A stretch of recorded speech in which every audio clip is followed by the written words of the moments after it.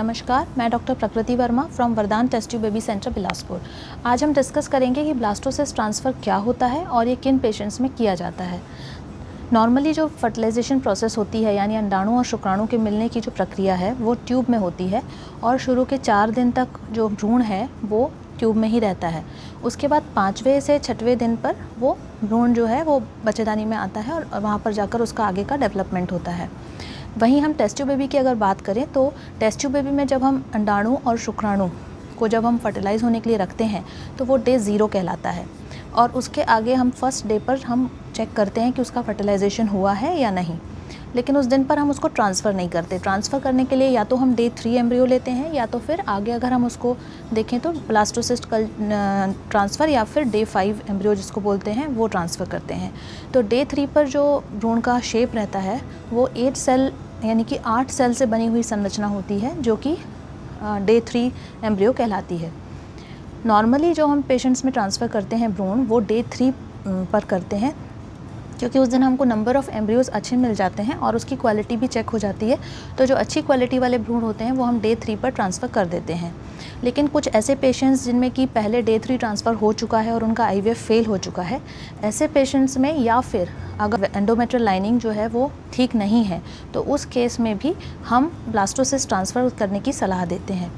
तो अगर हम डे 3 एम्ब्रियो को 2 दिन और कल्चर करें तो उस केस में फिर 5th डे का जो एम्ब्रियो प्रिपेयर होता है वो ब्लास्टोसिस्ट कहलाता है।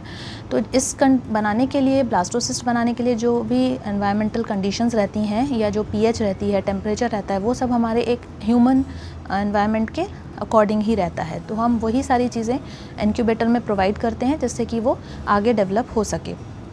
जब वो ब्लास्टोसिस्ट बन जाता है तो उसमें जब हम एम्ब्रियो ट्रांसफ़र करते हैं, ब्लास्टोसिस्ट का जब हम ट्रांसफ़र करते हैं तो उस केस में प्रेगनेंसी होने के चांसेस 15 to 20% रहते हैं। और डे 3 अगर एम्ब्रियो ट्रांसफ़र करते हैं तो उसमें प्रेगनेंसी होने के चांसेस 10 to 15% रहते हैं। तो ऑब्वियसली हम ये देख रहे हैं कि ब्लास्टोसिस्ट में प्रेगनेंसी होने के चांसेस ज़्यादा हैं। तो फिर हम हर पेशेंट में ब्लास्टोसिस्ट ट्रांसफ़र क्यों नहीं कर सकते? वो इसलिए नहीं कर सकते क्योंकि हर पेशेंट की एज, हर पेशेंट की नंबर ऑफ़ एग्स और हर पेशेंट के एग्स की क्वालिटी डिफरेंट होती है।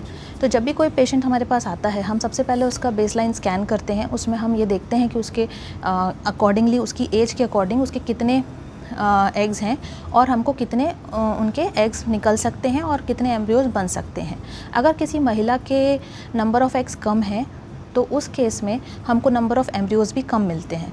तो अगर हमको नंबर ऑफ़ एम्ब्रियोज़ 3 या उससे कम मिले और क्वालिटी ऑफ एग्स भी अच्छी नहीं है तो अगर हम उसको आगे ब्लास्टोसिस्ट में कल्चर करेंगे तो हमारे पास एम्ब्रियोज़ अवेलेबल नहीं रहेंगे ट्रांसफ़र करने के लिए।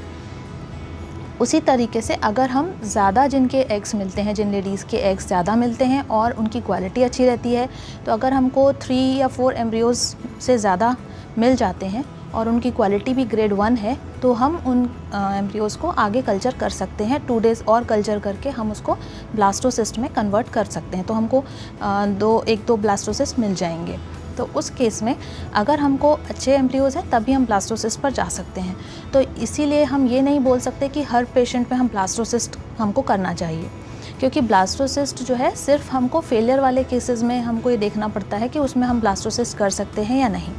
तो कोई भी पेशेंट अगर ये सोचता है कि उसको ब्लास्टोसिस्ट करने से प्रेगनेंसी हो जाएगी तो ऐसा ज़रूरी नहीं है, क्योंकि ब्लास्टोसिस्ट अगर सेल्फ एग से करना है तो फिर ब्लास्टोसिस्ट बनाने के लिए उनके पास पर्याप्त मात्रा में एग्स होने चाहिए, पर्याप्त मात्रा में एम्ब्रियोज़ बनने चाहिए और उसके बाद ही हम ब्लास्टोसिस्ट ट्रांसफ़र कर सकते हैं।